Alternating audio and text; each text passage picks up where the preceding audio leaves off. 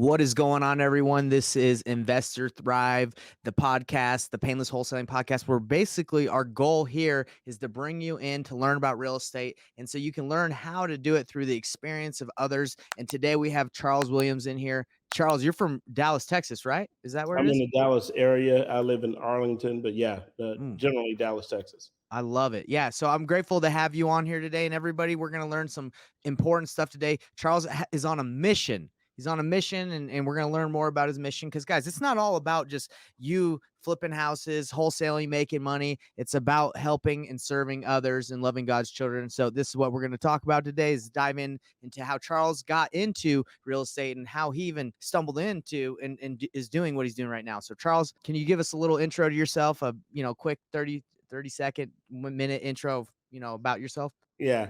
So I started my career off as an engineer. I worked for an engineering firm, then started my own engineering company, decided that I wanted to make some money. So I went back to grad school, got a master's in accounting and finance, and Wow. then ended up in the commercial real estate business. Started out as a commercial mortgage broker, and then eventually a correspondent lender where institutions paid us to lend out their money. Then we became a direct lender, and now we mainly focus on real estate development, where we turn dirt into money. So that's Wow. kind of a quick down and dirty history about me. I love that. And it sounds like you've really made some big jumps. I've been reading a book called 10X is Easier Than 2X. Sounds like you made a bunch of 10X moves over your, Yeah. your journey from, being an engineer. That is a big move, but you just kept going and going. Is that true, that you feel like, looking back, you've just been leveling up every so often? What I've learned over the years is bigger deals are a lot easier to do than small deals. Yeah. Wow. That is powerful.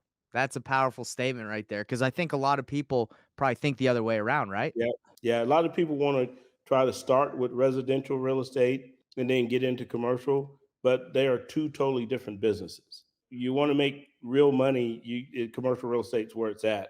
You can apply some of the same business principles, but Right. understand it's not the same business. But yeah, you make significantly more money on commercial real estate than you do residential. My first transaction in commercial real estate, I made $146,000, and I didn't even. I was like, man, did I do something illegal? I couldn't believe I made that much money and didn't owe it to anyone. And Wow. so yeah, you make a significantly more money doing commercial than you do residential. Do you feel like it takes longer to do a commercial deal than it would like a residential? Oh well, yeah. I think, I mean, to close a commercial transaction can take, anywhere from 60 to 90 days. Okay. Um, it's hard for me to really compare. I've never done a residential transaction other than Mhm. buying my house, but I Right. bought my home in less than 30 days. So I would imagine that's probably the difference. Interesting. And I'm just curious, before we dive into your mission that you have with Project PRC, correct? Mhm. I'm curious, on that deal that you had. Was it a flip? Was it you bought it and then you resold it quickly? Did you wholesale it? How did you make that money? Well, that was when I first started in commercial real estate. So I worked as a commercial mortgage broker. Hmm. So my job was to help someone who needed capital or financing to acquire this property, and to match them with a institutional investor who's willing to give them the money to acquire the property. For being that matchmaker, I made $146,000. Amazing, amazing. And the property, was it listed? Was it how did you find the property Well, that my you're client found the property because, remember, I worked on the finance side of the Okay, transaction. gotcha. But the property is in a small town in Mississippi. They got it for a really, really good price. Yeah, That's why it was really easy to finance. I'm not sure how they found it, but a lot of times when you find those off-market opportunities, it's because of relationships. of That course. that's why it's so important to build your network, and to build, that reputation where people can trust you. You're honest. Business will flow your way if you have integrity. I've Wow. seen a lot of people that know how to cheat and steal and lie. They might get one or two deals, but their reputation will kill them in the long term. So if you Yeah. have a great reputation, business will flow your way. Yeah, this is a long-term game right here. You Yeah. you you want to do 1, 2 deals, maybe you can be lie, cheat, and steal, but you're not gonna last. And if Uh, nobody wants to get into this business just to do 1 or 2 deals, that's just not yeah. worth it. But I've been doing this for over 20 years. So we protect our reputation. We're a company, we're a business of integrity. That is amazing that, on the finance side, you're able to bring in that much. Because in my side of the business, what I teach is wholesaling or finding the property and then, purchasing it and then selling it. So you made that off of financing. Wow, Oh, that's well, you think about it, we earn anywhere from, depending on how we structure the deal, we right. earn anywhere from 1 to 3 points on a transaction. My Correct. average deal was $20 million. So 3 points on a $20 million transaction is $600,000. Amazing, amazing. Yeah.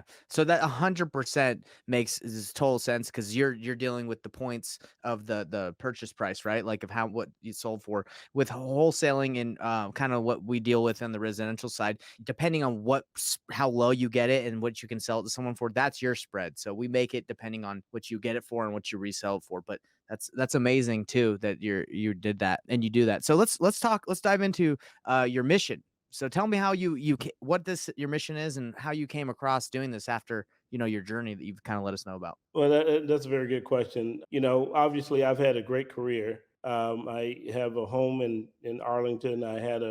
Lived in a very nice high rise, Mhm. also in Houston. And you walk outside of these very nice places or outside my neighborhood, and you see people laying on the street, and it's becoming more and more common these days.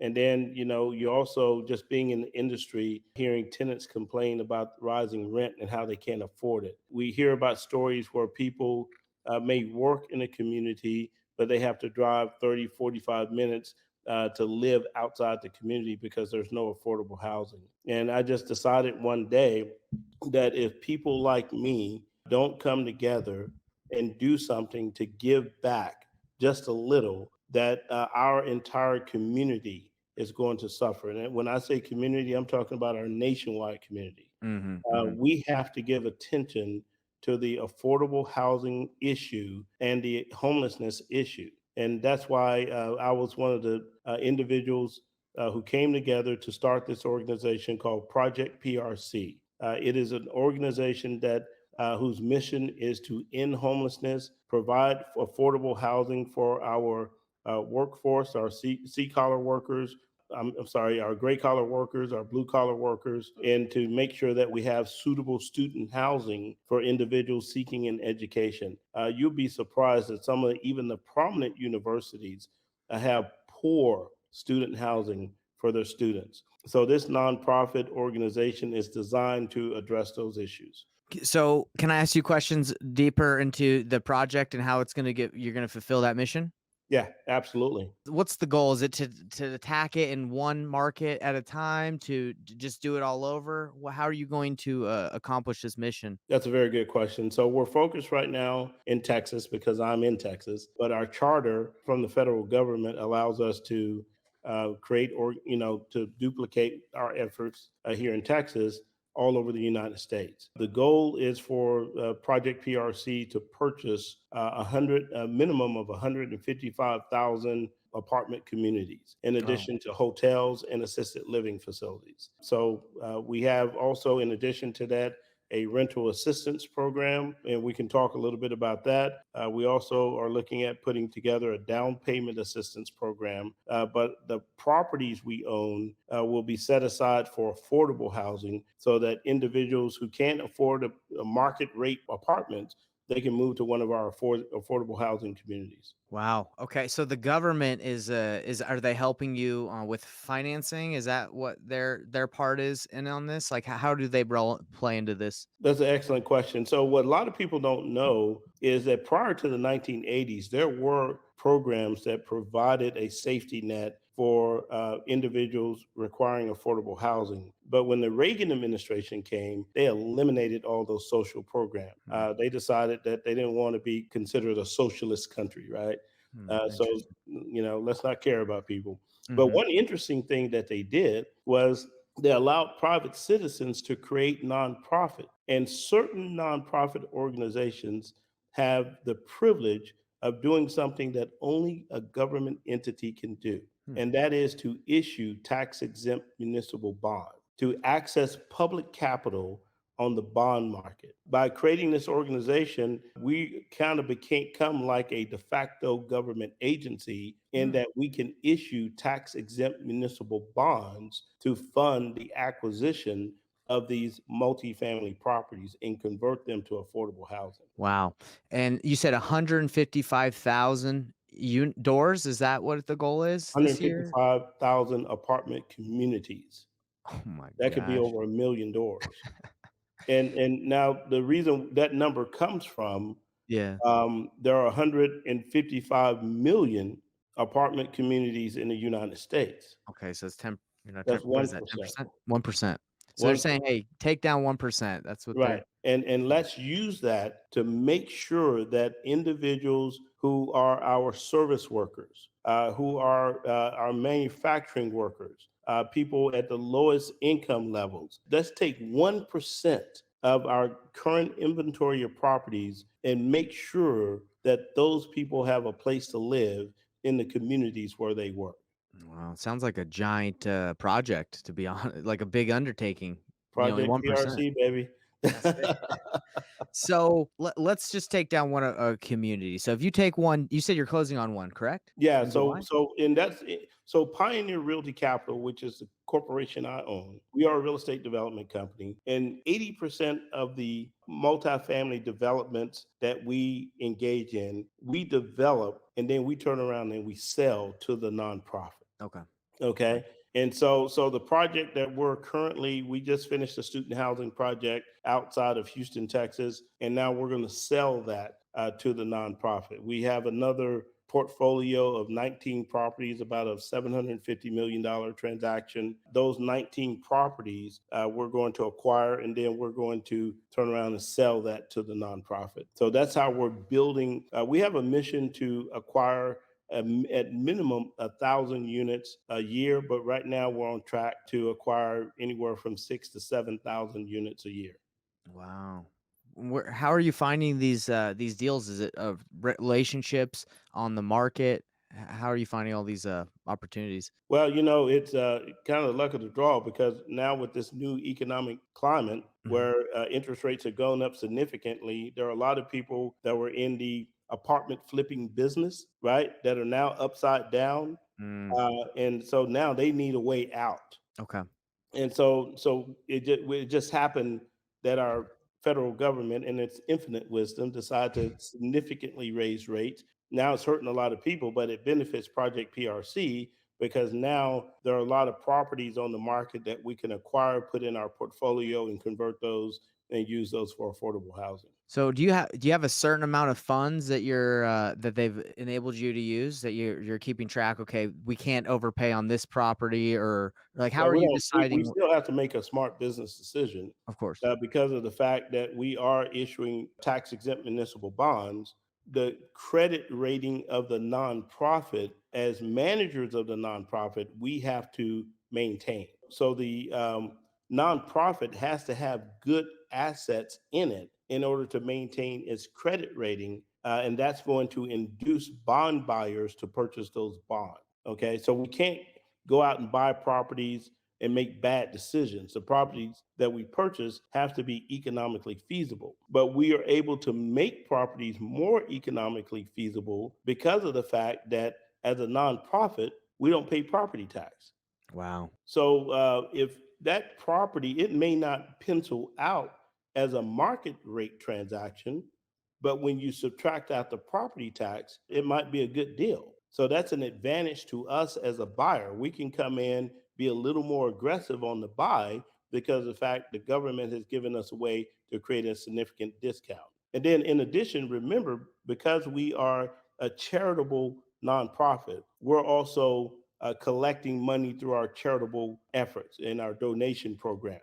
So for me as a wholesaler, or as a lot of my listeners are, they're constantly looking for deals for people, for buyers that are on market or off market, whether they get it under contract, on market or off market, they negotiate. Would that be something where they'd be able to reach out to you if they had a apartment complex community under contract and Absolutely. they could sell, We're wholesale to you? aggressively buying apartments, hotels, and assisted living facilities, but we like portfolios. It's an easier transaction. And we talked about scale earlier. It's easier for me to do a bond transaction that's $100 million or more. Okay. If it's a 1 or 2 million, then it's not something we're interested in. We're looking for someone to go out and accumulate a portfolio that's at least $100 million.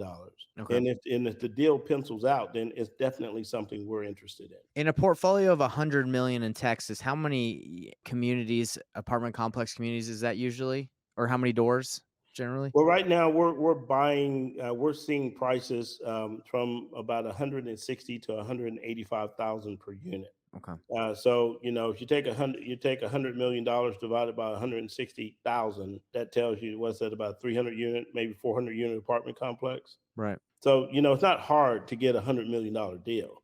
Yeah. Wow. So if I wanted to, I could say, "Hey, forget the single family game. Let me go find some deals for Charles and the PRC, and maybe we can work something out. A portfolio." We're a buyer. That's what we're doing, and we're a buyer with a purpose. Mhm. We need affordable housing in communities that will not let a developer come in and build affordable housing.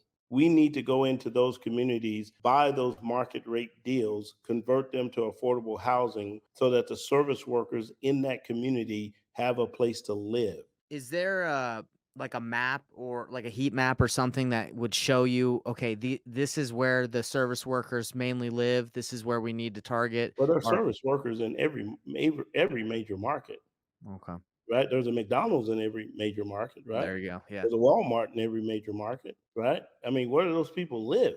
it's a great question. It's very expensive. Yeah. So let me ask you something a little bit more personal. So is the mission just to provide affordable housing, or are you going a little bit deeper with, or the goal is it a little bit deeper to solve the issue, the underlying issue of why maybe they can't afford their properties? Maybe they're just not that good at finances. Maybe they have addictions or have issues that they're spending their money not wisely. Is that mission to kind of tackle that, or is that not even something you're remotely interested Well, in? You I just want to appreciate provide. that question, but let's look at economic history. And you can look at the rate in which costs have gone up, Mhm. okay, and then add inflation to that, and then look at wages. Wages don't go up at the same rate that our costs go up. And No. then when you put inflation in, it looks even worse. A worker 30 years ago, which would have been in the late 1990s. I'll give you an example just based on me. When I came out of school as an engineer, I made $1,000 a week. Mhm. I graduated in 1988. I went to work for Johnson Controls. I made $1,000 a week. My rent was $350 a month. Engineers coming out of school right now, and this is considered a good job, Mhm. make about $75,000 a year, Wow. which is about $1,200 a week, right? The rent today, I mean, if you want to live somewhere decent, you're looking minimum 1,500 a month. It's true. Now that's a good job. Now just imagine if you're making $10 an hour or $15 an hour. The reason that guy can't pay his rent has nothing to do with an addiction or improper use of their money. True. They're not earning enough money to keep up with the cost of living. Yeah. No, that's a good point. That's a very good point because I think a lot of the times when I listen to podcasts or this that they talk about, people just they have issues, right? That's what they attribute it to, and I was I wondering was if. at a meeting recently with a very, very wealthy individual. Mhm. I won't call his name because this story will probably embarrass him. But Yeah. we were at this very nice restaurant. This guy's had a phenomenal career, and literally, it just kind of fell in his lap. And we were talking about a portfolio. He owns a huge portfolio of apartments. We were having the same conversation, and he was like, well, they're raising minimum wage to $15 an hour, and these people should be able to afford the rent. And I Mhm. asked him, I said, at your worst apartment, how much is rent? At Right. your worst apartment. And it happened to be somewhere between $1,700 and $1,800 a month.